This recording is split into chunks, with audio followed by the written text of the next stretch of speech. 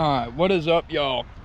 So, I have not been posting at all like I should have been. But the reason for that is because I let multiple batteries of mine that I've had going strong for, let's see, a little over a year now. All I fly is the Tatooine R-Line 1400 packs. But if you let them go bad, then you're fucked.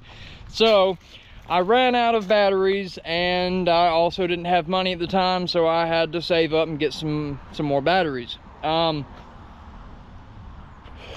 currently have new ones, so we are going to send the MCK 2100 kV version quad up in the air, and don't judge, but here we go. New spot, new pack, new day.